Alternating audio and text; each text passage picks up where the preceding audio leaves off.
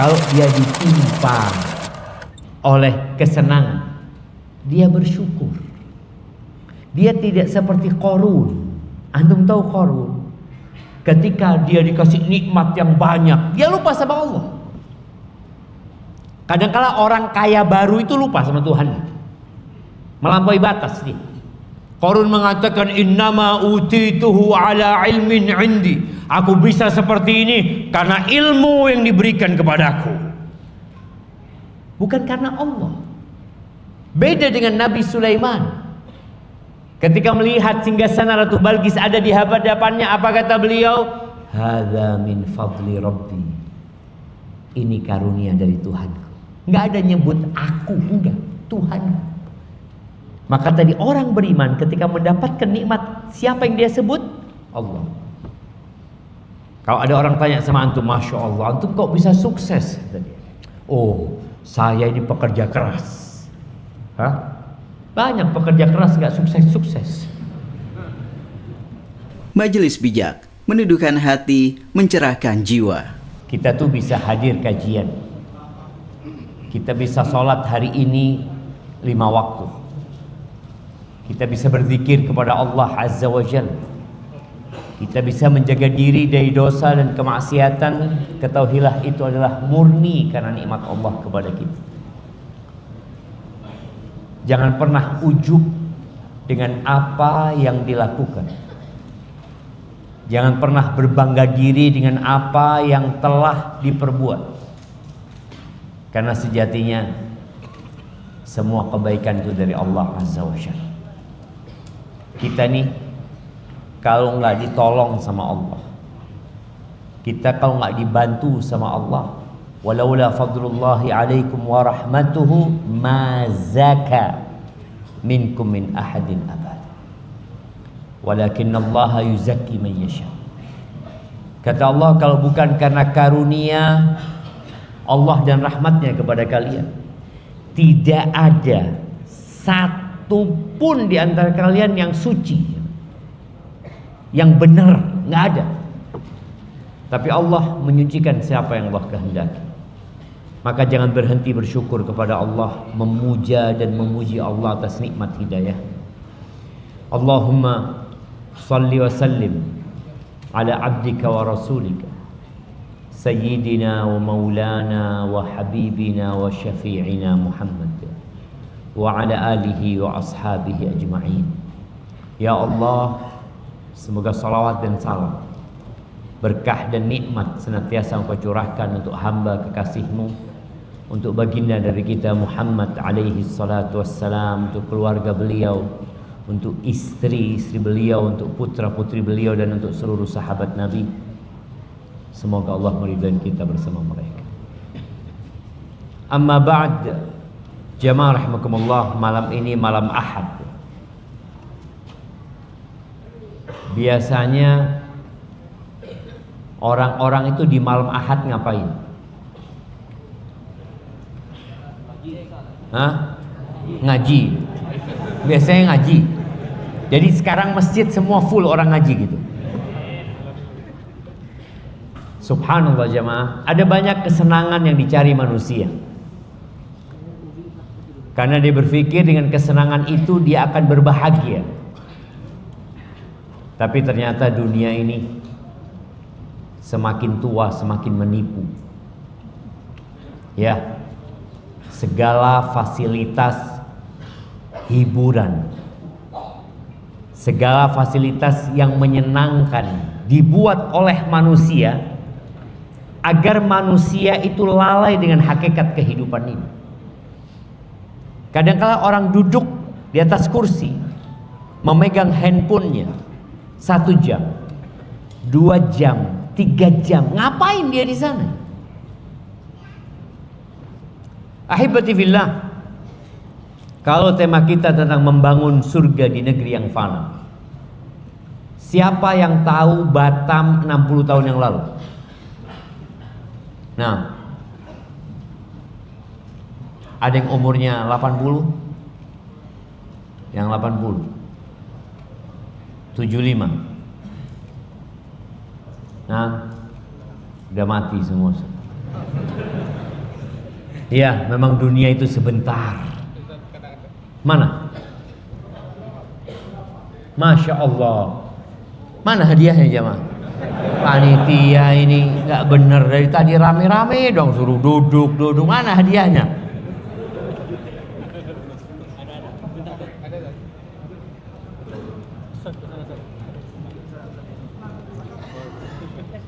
Mana hadiahnya? Apa ini? Semuanya ini? Oh, berikan kepada yang umur 75 tadi. Berapa? 78. Masya Allah, Masya Allah. Kira-kira bagaimana Batam 78 tahun yang lalu jemaah? Hutan belantara. Terus hutan bakau, bukan belantara. Bukan. Hutan bakau. Berapa manusia yang hidup di sini? Apakah antum mau hidup di tempat ini 78 tahun yang lalu? Kayaknya nggak mau ya. Batam ini jadi ramai karena dibangun oleh manusia. Dibangun rumah-rumah yang indah ya. Anda lihat jalan-jalan yang lebar, jembatan-jembatan yang kokoh yang menyambung satu pulau dengan pulau lainnya. Nggak lama semua akan hancur ya. Pasti. Itu sebuah kepastian yang tidak akan bisa dihadapi oleh siapapun. Gunung-gunung yang menjulang tinggi pun akan hancur. Orang-orang musyrikin pada bertanya kepada Nabi SAW, yas'alunaka 'anil jibal. Bagaimana gunung-gunung yang kokoh itu? Kalau kita lihat di Mekah, kanan kiri gunung dari batu. Kalau rumah hancur, jembatan hancur, kita melihat. Nah, Masya Allah. Satu-satu. Jangan bakhil lah sama jemaah. Satu-satu kata jemaah. Jadi kacamata semuanya. Langsung. Satu-satu juga. Ya, kalau kacamata nggak mungkin orang pakai 2 atau 3 jemaah. Satu-satu ya. Tapi kalau baca buku boleh lah, banyak-banyak. Taib, gunung-gunung batu itu bagaimana ceritanya? Faqul yansifuha rabbi nasfa. Katakan kepada mereka, Allah akan menghancurkannya sehancur-hancur. Fayadharuha qa'an safsafa la tara fiha iwajan wala amta. Allah akan jadikan semuanya rata sama tanah. Kalau sekarang ada pulau, ada lautan yang memisahkan satu pulau dengan pulau lainnya, semuanya akan rata sama tanah. Maka ahibati fillah, kenapa tema ini kok harus kita ingatkan kembali tentang hakikat kehidupan dunia?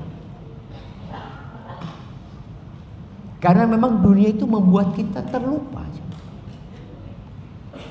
Kemarin ketika Covid, kita diingatkan tentang hakikat dunia.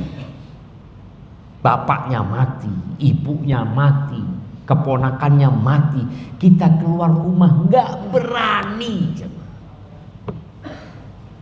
Masker di mana-mana, sampai orang belanja itu yang dikirim ke rumahnya digantung di pagar, disemprot sama air semua. Ya Allah, apa ini katanya? Hadhihi dunya. Tapi ketika Covid mulai melandai, ketika manusia bisa keluar rumahnya kembali, tatkala mereka sudah memikirkan untuk membangun dan membangun, menimbun hartanya, dia mulai lupa lagi dengan hakikat kehidupan dunia. Jamaah rahimakumullah, dunia ini manis dan hijau. Dia fana, selesai. Kalau bicara fana, semua orang tahu. Siapa orang terkaya di Indonesia yang masih hidup? Nah, siapa? Sudono Salim, paling kaya dia, masih hidup. Masih hidup. Oke, anak kasih hadiah tuh. Fadhal. Jazakallah khair. Barakallahu fikum. Ada 10 orang terkaya di Indonesia. Fulan. Ntar lagi mati semuanya. Ustaz tahu dari mana? Memang mati. Allah Azza wa Jalla mengatakan kullu nafsin dha'iqatul maut. Semua yang bernyawa itu pasti merasakan yang namanya kematian. Fir'aun mati, Qarun juga mati. Nabi Sulaiman mati. Nabi Musa meninggal dunia. Ketahuilah dunia ini tidak bersahabat dengan siapapun. Antum mau jadi orang soleh, orang baik, dunia nggak bersahabat sama antum. Antum tahu bagaimana Nabi kita Muhammad alaihi salatu wassalam sebelum beliau meninggal dunia, kira-kira 14 hari beliau sakit. Kemudian 3 hari sebelum meninggal dunia beliau nggak bisa bangun dari tempat tidur. Sholat ke masjid pun nggak bisa. Ada 17 waktu sholat yang beliau tidak berangkat ke masjid, nggak mampu sudah. Sampai datang seorang sahabat ya, Abdullah bin Mas'ud atau yang lainnya, menjenguk Nabi SAW. Itu namanya demam. Panasnya Nabi SAW dirasakan dari luar selimutnya. Sampai beliau mengatakan, ya Rasulullah, innaka tu'aqwa'kan syadidan. Wahai Rasulullah, engkau ini panasnya keras sekali gitu, tinggi sekali panasmu katanya. Apa jawab Nabi SAW? Inni u'aqwa'kan rajulaini minkum. Panasku itu panasnya 2 orang dari kalian. Itu Nabi kita Muhammad SAW. Padahal tidak ada manusia di muka bumi ini yang lebih dicintai Allah dari baginda Nabi Muhammad SAW. Tidak ada. Kalau seluruh nabi ditaruh di satu daun timbangan, kemudian Nabi kita Muhammad SAW ditaruh di daun timbangan satunya, pasti akan lebih berat Nabi SAW. Tapi beliau sering gak makan. Datang ke rumahnya, tanya sama istrinya, ada yang bisa dimakan? Gak ada. Ilmu air aja. Itu Nabi SAW. Bagaimana ketika perang Khandaq, di saat kaum musyrikin. Tapi perang Khandaq itu kapan terjadi? Mana yang mau jawab? Jamaah, kalau kita nggak tahu sama sejarah, jangan berharap kita jaya. Nah, tahun 3 Hijriah, ya betul, itu perang Uhud tapi. Nah, perang Khandaq. Tahun berapa? 7 Hijriah. Ah, ini yang betul, itu perang Khaybar. Perang Khandaq 5 Hijriah, Masya Allah. Pakai kacamata tuh. Dia masih muda, gimana kasih kacamata? Ada voucher Ustaz. Ada voucher, kasih fulus. Oh, kasih voucher antum. Sama kacamata. Satu paket. Satu paket. Sama kacamata. Sama voucher. Oke. Ini buat umur 52 tahun. Banyak. Kasih buku aja antum. Nah, sama voucher. Ini ada umurnya. 52 tahun. 45 tahun. Allahu Akbar, nggak jadi sudah jamaah. Taib, itu tahun ke-5 Hijriah. Di saat 10.000 pasukan mengepung kota Madinah. Musim dingin. Tidak ada makanan. Nabi SAW tuh di perutnya diganjal sama 2 batu supaya enggak kena lambung Nabi SAW. Lapar. Itu Rasulullah SAW. Maka jangan terpana ketika antum melihat, loh itu orang-orang kafir kok kaya raya, kok sukses menguasai dunia. Apanya menguasai dunia? Sebentar lagi meninggalkan dunia mereka. Nggak ada ceritanya menguasai dunia. Kata Nabi SAW tentang dunia ini, innad dunya hulwatun khadirah. Dunia itu manis rasanya, hijau warnanya. Orang itu suka warna yang apa? Ijo-ijo dia melihat pemandangan yang hijau ya. Dia suka yang manis-manis. Wa innallaha mustakhlifukum fiha fayanzuru kaifa ta'malun. Allah menjadikan kalian khalifah-khalifah di muka bumi ini. Allah akan memandang bagaimana kalian beramal dan berbuat. Yang namanya khalifah itu adalah generasi yang akan digantikan oleh generasi selanjutnya. Rumah yang antum tempatin sekarang akan ditempatin orang lain. Pasti. Dan boleh jadi rumah itu dulu rumah orang lain. Tanah yang antum beli boleh jadi milik orang lain. Jabatan Bapak Presiden kita, Bapak Prabowo hafizahullah ta'ala, semoga Allah memberikan petunjuk dan hidayah serta taufik kepada beliau. Siapa presiden sebelumnya? Bapak Jokowi. Terus sebelumnya lagi?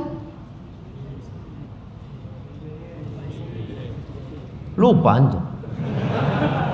SBY. Sebelumnya SBY Bu Mega mati. Sebelumnya Gus Dur. Kemana Gus Dur sekarang? Mati sudah. Sebelum Gus Dur Habibie. Kemana Habibie? Mati. Tapi kan masih ada yang hidup, nunggu mati semuanya. Yang masih hidup sekarang nunggu mati. Akan ada yang menggantikan posisi mereka. Kayak gitu dunia. Maka sebelum kita meninggalkan posisi kita, tolong yang benar antum menyikapi. Jangan sibuk membangun istana atau antum tinggal. Apa kata orang? Antum bikin rumah ya bagus. Marmernya itu dari batu onik. Apalagi? Hadiah. Siap. Jazakallah khair. Ternyata masih banyak orang baik di Batam jemaah. Betul nggak? Masih banyak orang baik. Pintunya dari kayu jati. Kemudian apanya lagi jemaah?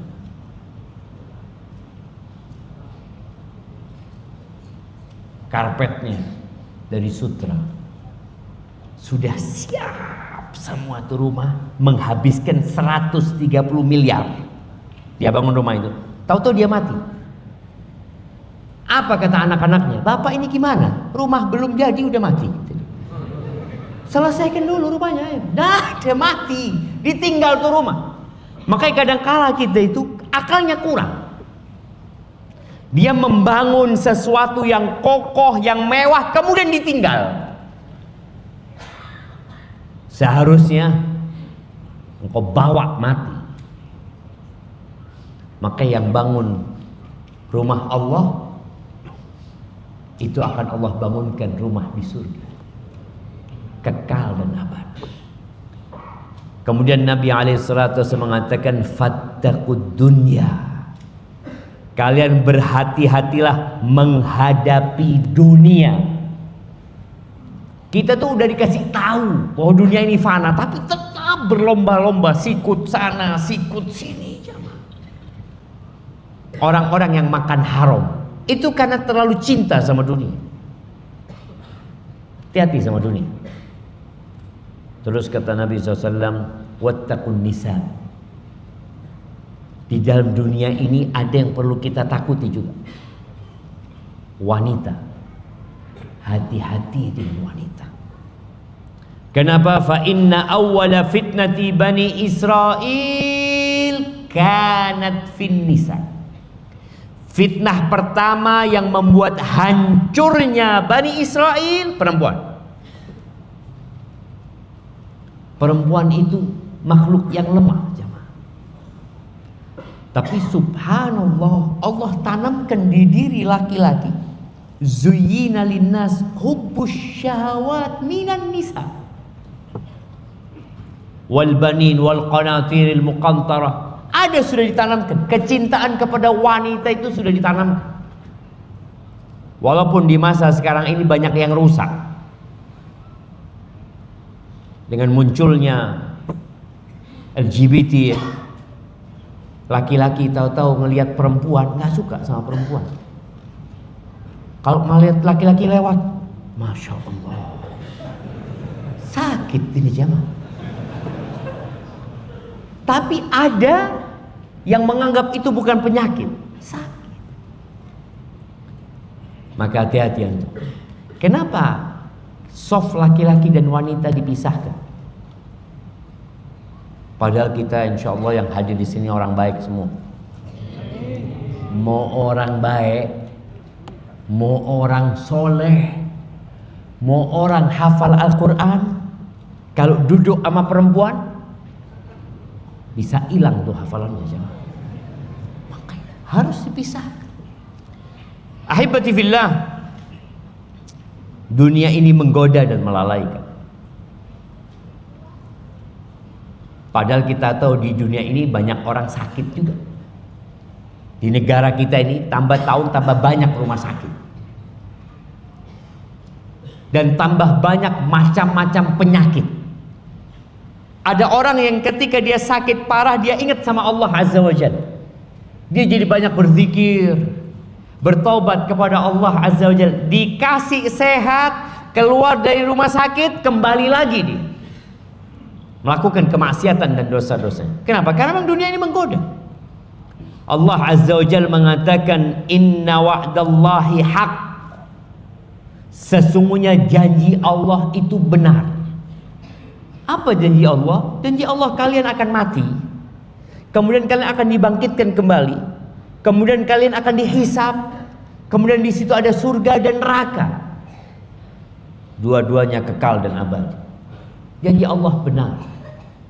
Lalu kata Allah, fala taghurrannakumul hayatud dunya. Jangan kalian tertipu dengan kehidupan dunia ini, jangan.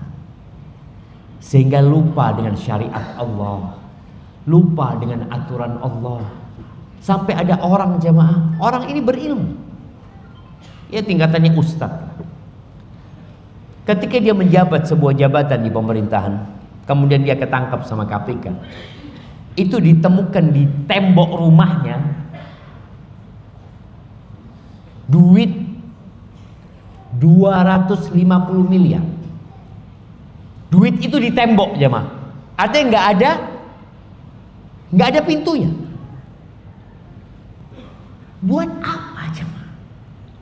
Dia berpikir 250 miliar dia nggak butuh, dia punya duit banyak masih. Kemudian dia ditangkap mati. Bayangkan jemaah. Orang itu nggak butuh sama uang. Dia sudah punya banyak uang, tapi dia masih berpikir menyimpan untuk masa depan dia. Di mana dunia punya masa depan? Batam ini nggak punya masa depan. Karena masa depannya adalah kehancuran. Semuanya. Maka Allah katakan, fala taghurrannakumul hayatud dunya wa la yaghurrannakum billahil gharur. Jangan sampai ditipu sama setan. Setan itu tukang tipu. Kita selalu dapat bisikan-bisikan indah, dan setan itu pintar. Siapa yang tahu umurnya setan? Kasih hadiah.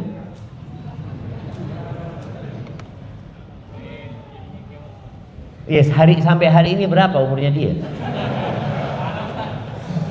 Oke, kasih hadiah, nggak apa-apa jamaah. Barakallahu fikum. Iblis itu berhasil menggoda Nabi Adam, berhasil menggoda kaumnya Nabi Nuh, berhasil menggoda kaumnya Nabi Hud, berhasil menggoda kaumnya Nabi Saleh, berhasil menggoda kaumnya Nabi Ibrahim. Sukses dia cuma menyesatkan orang-orang. Kira-kira antum bertahan menghadapi iblis? Nabi Adam digodai. Apa kata iblis? Hal adulluka ala syajaratil khuldi wa mulkin la yabla. Wahai Adam, mau nggak gua kasih tahu?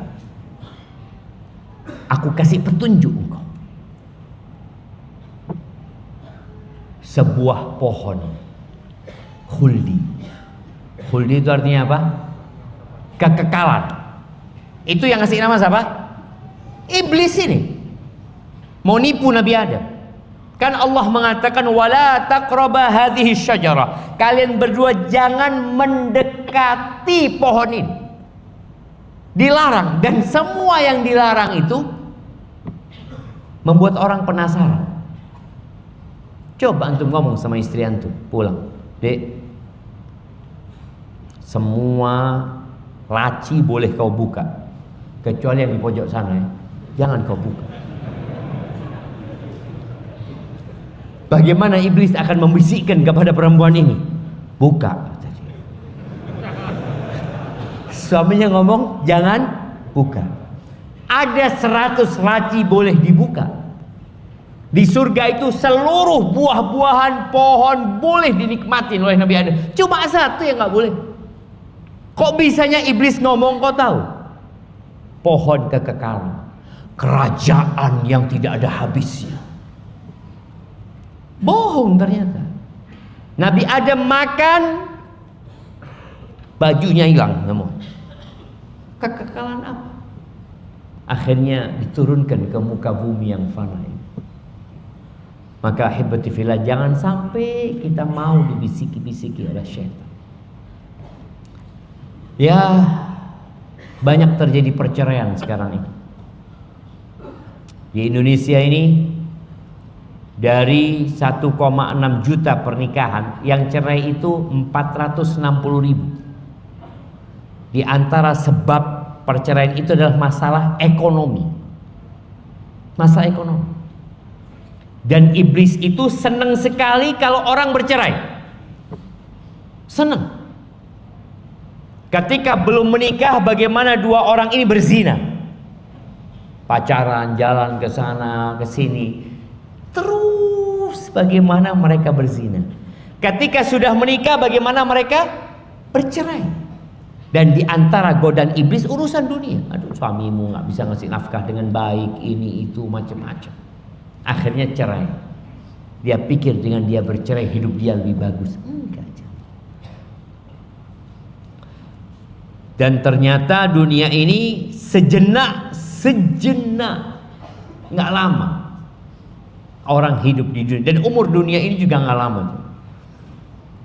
Kalau bicara umur manusia, kata Nabi alaihi salatu wassalam, a'maru ummati baina 60 wa 70. Umur umatku itu antara 60 sampai 70. Wa aqalluhum man yajuzu dzalik, sedikit yang lewat dari 70 sedikit. Maka kalau antum mau bangun rumah, ya kalau umur antum 40 tahun baru punya rumah, bangunlah yang kira-kira 30 tahun kemudian hancur. Ana mungkin umurnya 80 saat, ya oke lah, 40 tahun kemudian. Ada orang yang bangun rumah sampai ratusan tahun. Kau mau kemana? Kau bakal mati. Makanya kadang-kala orang tuh capek, lelah, bangun rumah indah tadi, padahal umurnya cuma 60 sampai 70. Nabi kita alaihi salatu wassalam, pernah beliau tidur ya di atas tikar di rumahnya, yang akhirnya namanya orang tidur di atas tikar, pakaian orang Arab tuh biasanya sarung sama selendang, seperti jemaah haji pakai ihram gitu. Kadangkala selendangnya terlepas ya, akhirnya tidur tanpa atasan. Umar bin Khattab radhiyallahu anhu melihat Nabi alaihi salatu wasallam, lambungnya itu ada garis-garis bekasnya tikar itu. Nangis Umar bin Khattab. Dia mengatakan, ya Rasulullah, Kaisar wa Kisra, itu Kaisar Romawi, Kisra Raja Persia, hidup bergelimang harta, nikmat hidupnya di dunia, bersenang-senang mereka di dunia ini, dan engkau seperti ini ya Rasulullah. Apa kata Nabi sallallahu alaihi wasallam? Mali walid dunya. Apa urusanku sama dunia ini? Apa urusanku sama dunia? Ma ana fid dunya illa karakibin istadhalla tahta syajaratin thumma raha wa taraka. Aku tuh di dunia seperti seorang pengendara yang istirahat di bawah pohon. Istirahat. Berapa lama orang itu kalau di rest area biasanya? Setengah jam, 1 jam. Lama 1 jam orang di rest area itu, jemaah. Kemudian dia pergi meninggalkan. Itulah dunia. Makanya Nabi SAW pernah memegang pundaknya Abdullah bin Umar. Pegang, dikatakan, kun fid dunya ka'annaka gharib au abiru sabil. Hiduplah engkau di dunia seperti orang asing, atau lebih tepatnya seperti orang transit. Orang transit. Antum kalau transit umpamanya ke Singapura, mau ke Mekah. Dari sini ke Singapura mau ke Mekah, mau ke Jeddah ya. Mungkinkah antum berpikir di waktu transit itu beli rumah di Singapura? Beli rumah, Ustaz. Bagus rumahnya. Beli mobil. Lalu antum mau berapa lama di sini? Sebentar, transit doang. Ketika orang berpikir seperti itu, maka dia tidak akan menjadikan dunia ini tempat tinggal. Memang bukan tempat tinggal, cuma sebentar di sini gitu loh. Dia bekerja, silahkan cari fulus yang banyak. Tapi bangun istanamu di surga, bukan di sini. Buka usaha lagi. Karena memang subhanallah, Nabi alaihi salatu wassalam, beliau mengatakan, man kanatid dunya hammahu ja'alallahu faqrahu baina ainai. Barang siapa yang dunia menjadi ambisinya, maka Allah akan jadikan kefakiran di antara kedua matanya. Orang ini hidup dalam kefakiran, takut miskin, takut fakir. Makanya kadang-kala kita ngelihat orang kaya, mereka sibuk mengasuransikan hartanya. Pernah lihat rombong jualan apa ya? Apa jualan di sini yang didorong jemaah? Bakso. Pernah ngelihat rombong orang jualan bakso diasuransikan rombongnya? Saya asuransikan ini katanya. Enggak ada jemaah. Malah yang diasuransikan itu apa? Yang milik orang-orang kaya. Takut, itu adab dari Allah Azza wa Jalla. Kata Nabi SAW, ja'alallahu faqrahu baina ainai wa syattata alaihi syamlah. Urusannya Allah cerai-beraikan. Pikirannya itu kemana-mana dia. Dulu ana berpikir, ya namanya anak-anak dulu ya, enak jadi orang kaya. Kenapa? Dia bisa kajian di masjid, bisa sholat di saf pertama. Karena dia nggak mikirin fulus lagi. Dia buka keran di rumahnya, keluarnya fulus sudah. Dia nggak mikirin fulus gitu sudah. Tapi ternyata walaupun kerannya sudah keluar fulus, dia masih cari fulus lagi. Bikin usaha lagi, bikin usaha. Mungkin dia beli pulau. Mau dibawa kemana?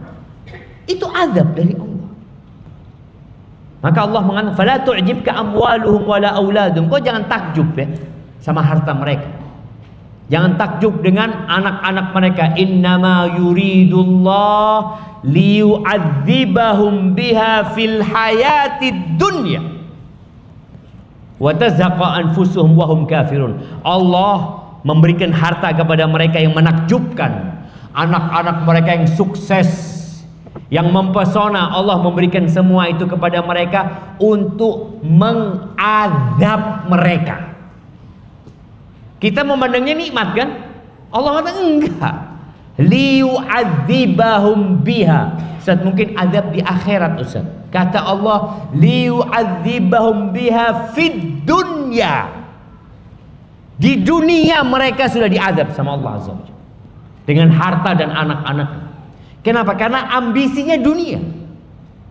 Dia hanya berpikir bikin istana di dunia, bikin rumah di dunia, bikin usaha di dunia. Semua yang ada dalam benaknya di dunia. Walam ya'tihi minad dunya illa ma qaddara lahu. Dunia nggak akan datang kecuali yang sesuai dengan takaran buat dia.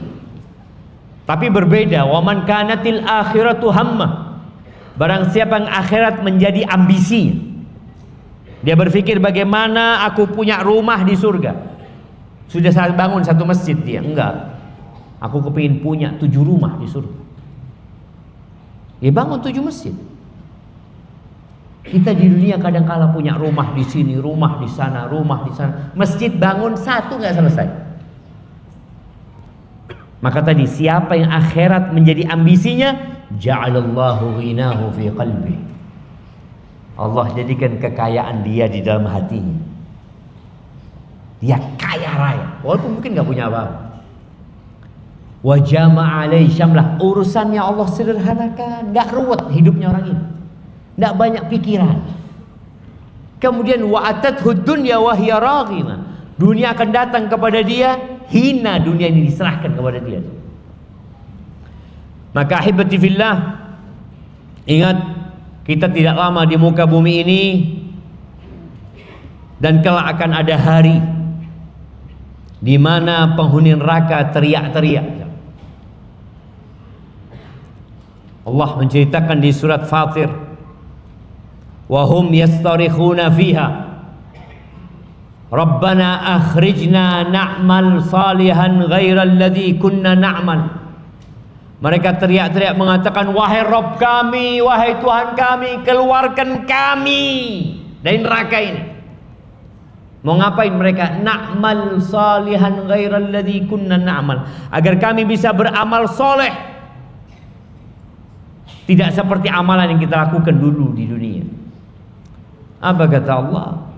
Awalam nu'ammirkum, bukankah kami sudah kasih umur sama kalian? Kami sudah kasih kesempatan kepada kalian hidup di dunia. Ma yatadzakkaru fihi man tadzakkar. Tapi yang jadi masalah, kalian nggak mau ingat gitu, dikasih peringatan sama Allah. Di antara peringatan-peringatan itu adalah penyakit, jemaah. Wallah, Covid itu benar-benar peringatan dari Allah agar manusia sadar dunia ini bukan tempat tinggal. Wa ja'akumun nadhir, dan datang kepada kalian peringatan. Di antara peringatan itu juga adalah uban. Ya, anak lihat sudah putih-putih ya. Ketika antum lihat di cermin, ya Allah, sudah tua. Iya. Ketika antum sudah tua, antum harus tahu ajal akan datang. Emangnya yang muda nggak mati? Mati juga yang muda. Nggak ada ceritanya orang tua dulu mati. Berapa banyak kakek yang menguburkan cucunya? Berapa banyak ayah yang menguburkan anaknya? Ahibati fillah, dunia ini melelahkan, capek jemaah. Kata Nabi alaihi salatu wassalam di hadis riwayatkan Imam Muslim, ad-dunya sijnul mu'min wa jannatul kafir. Dunia ini penjara buat orang beriman dan surga buat orang-orang kafir. Adakah orang yang akan membangun istana di dalam penjara? Ya, anak pernah masuk ke penjara Sukamiskin. Adalah istana-istana kecil di sana. Karena memang yang banyak di Sukamiskin ini orang-orang kaya. Hah? Suka kaya. Dia orang kaya tapi suka miskin. Bener loh, jangan lihat, ini penjara ada ngomong. Kok kayak gini katanya. Tapi keinginan semua yang ada di sana adalah keluar dari penjara. Dia nggak ingin lama-lama di situ. Makanya kita harus tahu kita ini sedang di penjara. Namanya orang sedang di penjara, ya berusahalah antum untuk keluar dari penjara selamat gitu. Nanti antum punya rumah yang bagus di luar penjara. Antum punya istana yang bagus di luar sana. Wa jannatul kafir, dunia ini surganya orang-orang kafir ya. Jadi kalau kita lihat jemaah, seorang muslim bagaimanapun kayanya, bagaimanapun suksesnya, dia juga ambisinya akhirat, tetap dia di penjara. Orang di penjara itu semua ikut aturan. Mau makan ada jam makannya. Mau keluar ada jam keluarnya. Ada jam besuknya. Ya Allah ya. Ana jadi ingat satu kawan yang dia di penjara karena fitnah. Dia cerita, Ustaz, ana baru tahu nikmatnya kebebasan, Ustaz. Ana itu mau ke toilet harus laporan. Mau makan dong, gak bisa kemana-mana. Dari penjara Anda bisa melihat orang-orang yang jalan kaki ya, di luar sana, naik mobil, naik motor. Anda di ruangan itu. Ketika itu dia ngomong, insya Allah Anda kalau keluar dari penjara Anda mau bikin buku, supaya orang itu bersyukur atas nikmat kebebasan. Bangun tidur, antum dari ranjangnya bangun tidur, nggak di penjara, antum harusnya bersyukur. Alhamdulillah ya Allah, aku nggak di penjara. Tapi sebagian kita tidak mensyukuri nikmat itu. Ya, dalam sehari semalam kita wajib sholat 5 waktu. Subuh di saat orang-orang kafir tidur, kita harus bangun. Capek. Apalagi orang tua yang punya anak kecil. Bagaimana dia harus bangunkan anaknya, dia ajak ke masjid karena Allah mengatakan wa'mur ahlaka bis-shalati wastabir 'alaiha. Suruh keluargamu salat dan sabar. Nanti zuhur pada saat kita enak-enak bekerja, tahu-tahu azan zuhur. Aduh, azan. Tidur siang baru nyenyak sedikit, hayya 'alas shalah. Asar. Maghrib lagi main bola, tahu-tahu adzan maghrib. Isya. Terus seperti itu. Di saat orang nggak kenal halal haram, antum mau berbuat nggak boleh riba. Aduh, riba lagi.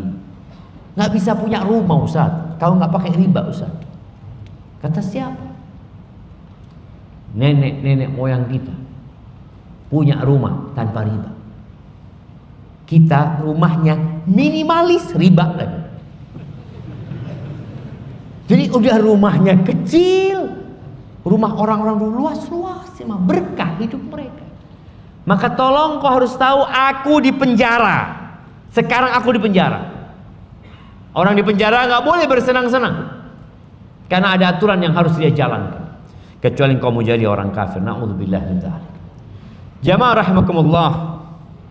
Ketika penghuni neraka tadi orang kafir, oke, sekarang mereka di surga di sini. Mereka bebas berbuat apa saja.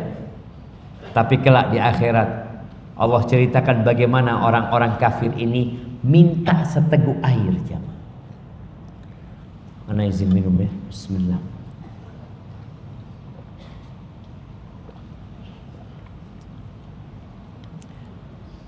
Allah menceritakan hal ini di surat Al-A'raf ayat 50 ya.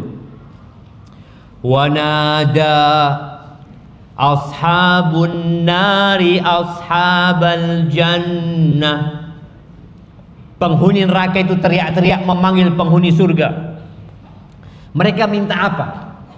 An afidhu alaina minal ma. Berikan kepada kami air. Ini orang mungkin di dunia punya istana, punya pulau, punya kerajaan dia di muka bumi ini. Tapi nanti dia minta seteguk air saja. Au mimma razaqakumullah, atau apa saja sudah. Dari makanan yang Allah berikan kepada kita, apa saja. Apa kata penghuni surga? Qalu innallaha harramahuma 'alal kafirin. Allah mengharamkan keduanya buat orang-orang kafir. Tuh orang-orang yang membangun istana di dunia, lupa dengan akhiratnya, maka dia akan teriak-teriak hanya meminta seteguk air, dan nggak ada buat mereka. Ahibati fillah, tatkala orang beriman ini tahu dengan hakikat kehidupan dunia, maka dia akan bersabar menghadapi kondisi yang ada. Hari ini antum dapat rezeki, boleh jadi besok antum di PHK. Pagi antum mungkin tertawa, tahu-tahu sore kecelakaan. Kita lihat jangan. Rumah sakit penuh dengan orang-orang yang kecelakaan, patah tulang, diamputasi ini dan itu. Nabi alaihissalatu wassalam mengatakan, ajaban li amril mu'min. Sungguh menakjubkan urusan orang beriman. Inna amrahu kullahu lahu khair. Buat orang beriman semua urusannya baik. Ya, kita sering mendengar dunia itu berputar. Kadang-kadang kau di atas, kadang-kadang di bawah, kadang-kadang kau sehat, kadang-kadang kau sakit, kadang-kadang sukses, kadang-kadang bangkrut. Tapi buat orang beriman, apapun kondisinya baik buat dia. Kenapa? Karena dia punya iman. Dia tahu dengan hakikat kehidupan dunia. Makanya sebagian ulama ketika mengatakan menuntut ilmu itu wajib buat setiap muslim, yang pertama kata mereka, engkau harus tahu dunia ini bukan tempat tinggal. Itu ilmu wajib engkau tahu. Karena setelah itu ilmu yang lain engkau butuhkan nanti. Maka tadi orang yang beriman, kata Nabi SAW, semua urusannya baik. Walaysa dzalika illa lil mu'min. Dan sikap yang baik ini tidak dimiliki kecuali orang beriman. In asabathu sarra syakar.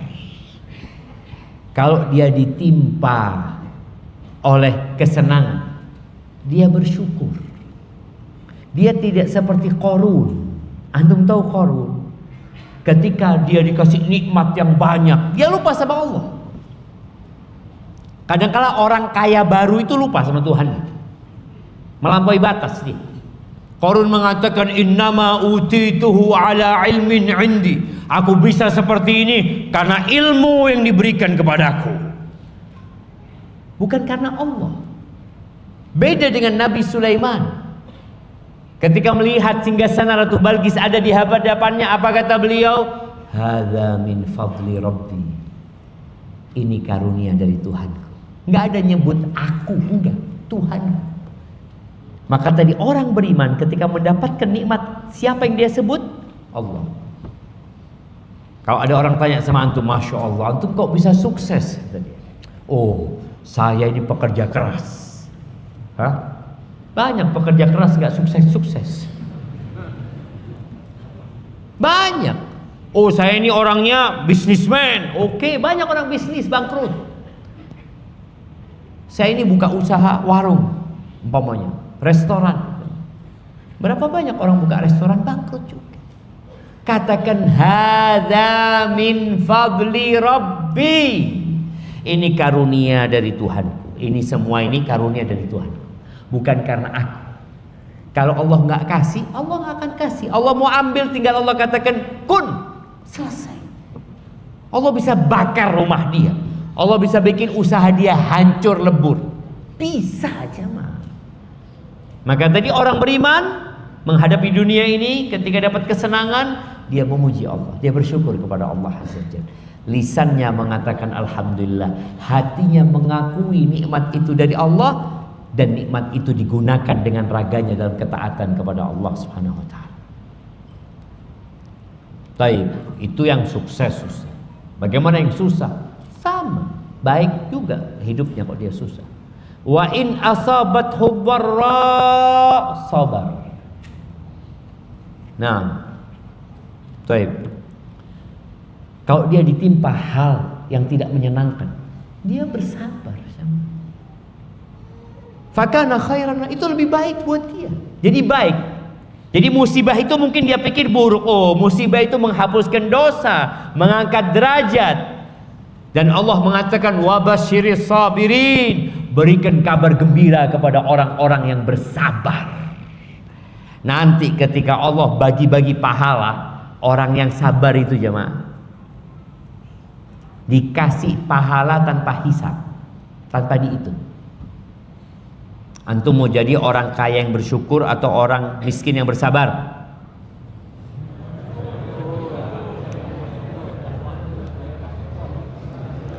Dua-duanya bertakwa ini jemaah.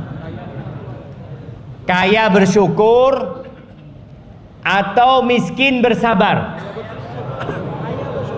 Kaya bersyukur. Tetap antum cinta sama dunia kan? Ayo. Allah Azza Jalla mengatakan bal tu'thiruna al-hayatad dunya. Kalian lebih mementingkan kehidupan dunia. Iya, secara naluri manusia ingin senang masuk surga, Ustaz. Jangan susah masuk surga. Jadi kalau bicara lebih utama mana? Ya lebih utama yang paling bertakwa. Tapi nanti pada hari kiamat, orang-orang yang kaya, yang dikasih afiah dalam hidupnya, selamat dari penyakit, senang hidupnya, tatkala Allah membagikan pahala kepada orang-orang yang dikasih bala, orang-orang yang senang ini kepingin kulitnya dipotong-potong dengan gunting. Lima yarawna min thawabi ahlil bala, karena mereka melihat ya Allah betapa besarnya pahala buat orang-orang yang dikasih bala sama Allah. Tapi mau kaya bersyukur atau miskin bersabar? Tetap kaya bersyukur, Ustaz. Ya alhamdulillah kalau antum kaya. Kalau antum nggak kaya, ya sabarlah. Karena nggak semua orang kaya. Memang ujian jemaah. Allah Azza wa Jalla mengatakan wa ja'alna ba'dakum li ba'din fitnah. Kata Allah, kami jadikan sebagian kalian ujian untuk sebagian lainnya. Apa? Atasbirun, sabar enggak antum? Ketika ngelihat sahibnya sukses, ya Allah, aku enggak sukses. Jadi ujian buat antum. Hasud kadang-kala kita. Teman antum tahu-tahu datang pakai motor baru. Kayaknya kredit ini gitu. Ada apa antum? Mau dia kredit apa urusannya? Karena urusannya hasud, urusannya iri, husnudzon sama saudara antum jemaah. Barakallahu fiik. Maka jemaah kalau antum mau bangun sesuatu, bangunlah yang kekal dan abadi. Semoga kita faham dengan hakikat kehidupan ini. Mungkin kita masuk ke sesi tanya jawab. Nah, fadhal ya Ustaz. Baik. Ini banyak pertanyaan di sini. Insyaallah taala kita akan bacakan pertanyaan-pertanyaan yang masuk. Tunggu, ana mau tanya, antum ini datang ke sini sudah kenal kanan sama kiri? Dan antum nggak mau kenalan juga? Boleh jadi sebelah antum tuan tanah, orang kaya. Nah, coba kenalan dulu antum sama kanan kiri antum. Tanya namanya, dari mana, berapa uang di rekeningnya. Nah, fadhal antum tanya jemaah. Itu saudara kita semua di sini. Boleh jadi ingat, yang di kanan antum atau kiri antum masuk surga lebih dulu daripada antum. Ya kenalan, mungkin dia kasih syafaat sama antum. Nah, Pak, tetap nggak kenalan, tetap gini aja. Ana mau tunjuk ya. Nah, ana mau tunjuk. Oke. Yang pakai baju biru. Siap. Kenal sama yang kanan antum? Kenal sama enggak? Enggak kan, kenalan lah. Masa tuh mau disuruh? Astagfirullahaladzim. Jadi disuruh saat kenalan? Enggak, tetap gak mau kenalan. Taib. Siapa namanya? Ehsan, dari mana? Dari Aceh, jauh banget dia. Masya Allah. Apa profesinya? Tanya antum. Masya Allah, ini kasih dua saja. Kasihkan teman antum yang satunya itu. Yang sini udah kenal? Belum juga antum ya. Astagfirullah. Apa manfaatnya ilmu kalau nggak diamalkan ya? Wallah nggak ada gunanya ya. Dan boleh jadi antum salaman sama saudara antum, itu dosa-dosa berguguran. Tapi kita nggak, alhamdulillah nggak punya dosa, nggak perlu berguguran. Astagfirullah. Tapi kita masuk ke sesi tanya jawab, fadhol. Baik, Ustaz. Assalamualaikum warahmatullahi wabarakatuh. Waalaikumsalam warahmatullahi wabarakatuh. Jika telanjang terlanjur nikah tidak sepupu, apa yang harus dilakukan? Sementara istri status sosial dan ekonominya lebih tinggi dari suami, mohon nasihat. Alhamdulillah, bersyukurlah dia. Karena nggak bersyukur dapat istri kaya, alhamdulillah. Perempuan itu dinikahin karena 4 hal. Karena kaya, cantik, bangsawan, terus karena agamanya. Antum nikah sama perempuan ini karena apa?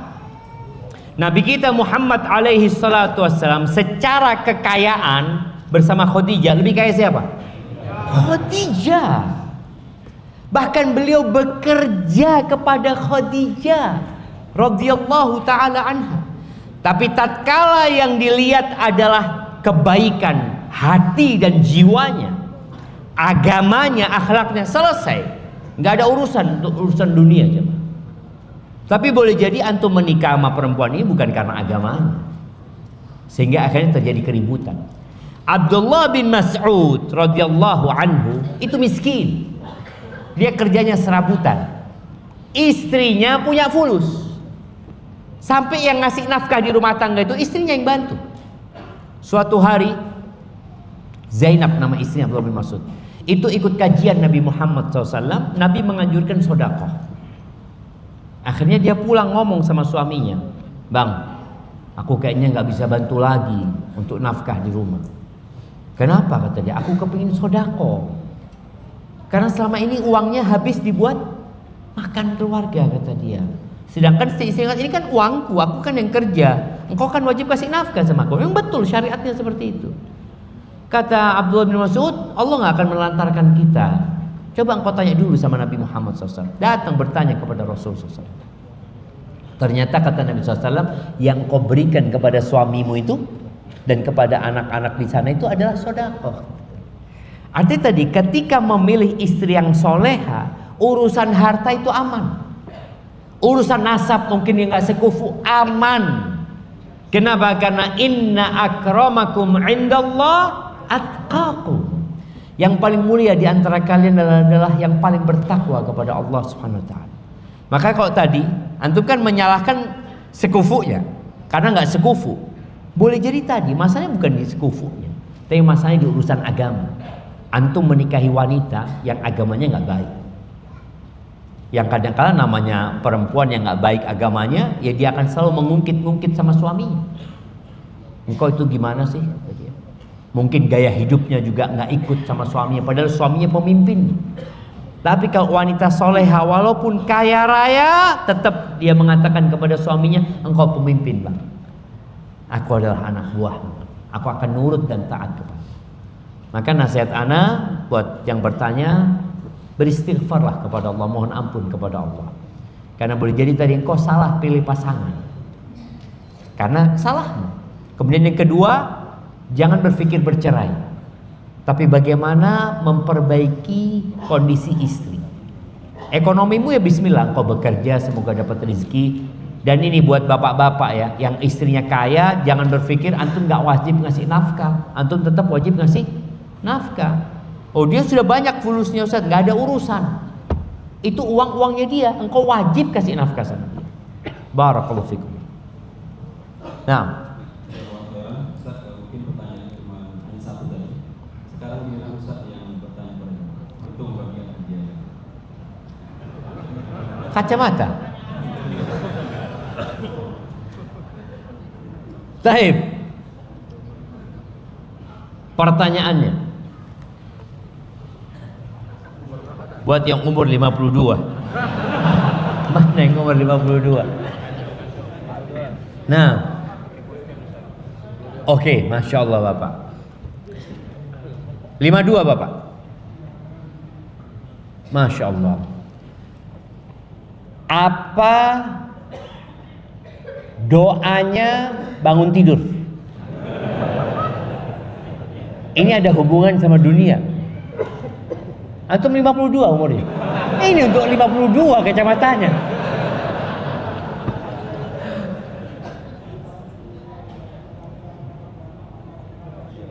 Masya Allah, barakallah. Anak kasih ini dan kasih buku. Ada vouchernya, voucher kasih. Masya Allah.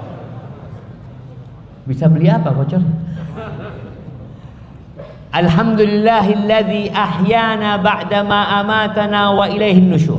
Itu tiap bangun kita ingat, alhamdulillah yang telah menghidupkan kami setelah mematikan kami, dan kelak kami akan kembali kepada Allah Azza wa Jalla. Diingatkan dengan hakikat kehidupan dunia. Barakallahu fiikum. Baik. Pertanyaan selanjutnya. Umur 50 tahun. Mana yang 50 tahun? Oh, Masya Allah. Di situ yang umur 50 tahun. Baik, pertanyaan. Nabi SAW berpesan kepada Abdullah bin Umar bin Khattab tadi tentang bagaimana menyikapi dunia. Ada dua tadi. Jadilah engkau hidup di dunia seperti apa? Seperti A dan B.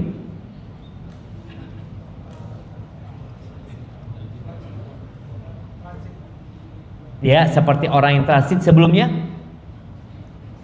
seperti orang asing ya, ka'annaka gharib, yang dia tinggal di sebuah negeri tapi dia bukan penduduk sana gitu. Dia hanya berpikir, aku nggak lama di sini.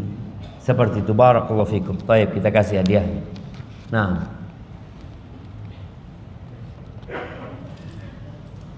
umur 47. Ya Allah, 47. Mana yang 47?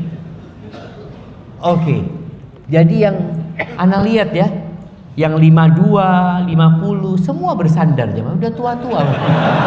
47 sama bersandar. Semua yang lihat. Barakallahu fiik.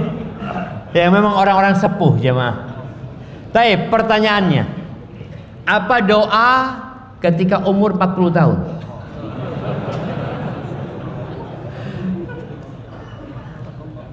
Baik, ana ganti pertanyaannya. Ketika Nabi SAW tidur di atas tempat tidur yang menyebabkan ada garis-garis, siapa sahabat yang menangis kemudian protes? Yang ditanya jawab. Umur 47 tahun. Siapa nama sahabat? Umar bin Khattab. Masya Allah. Dapat bocoran dari mana?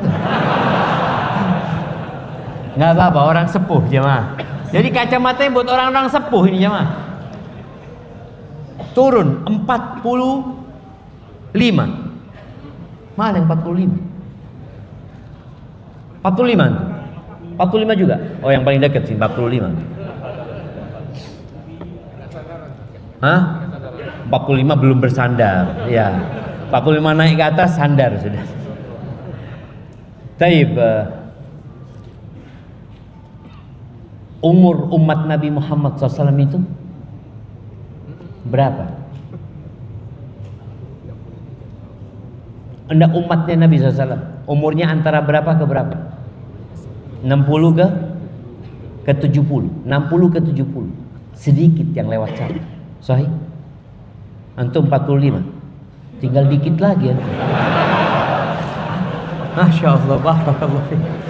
Nah, ini buat yang sepuh jemaah. 60 tahun. Kayaknya bersandar ya. Coba kita lihat yang 60 tahun. Nah, ada yang 60 tahun. Oh, ternyata tidak bersandar beliau jemaah. Masya Allah. Tapi memang jemaah, orang kalau menjaga tubuhnya, Allah akan jaga tubuh. Walaupun sudah tua, Masya Allah.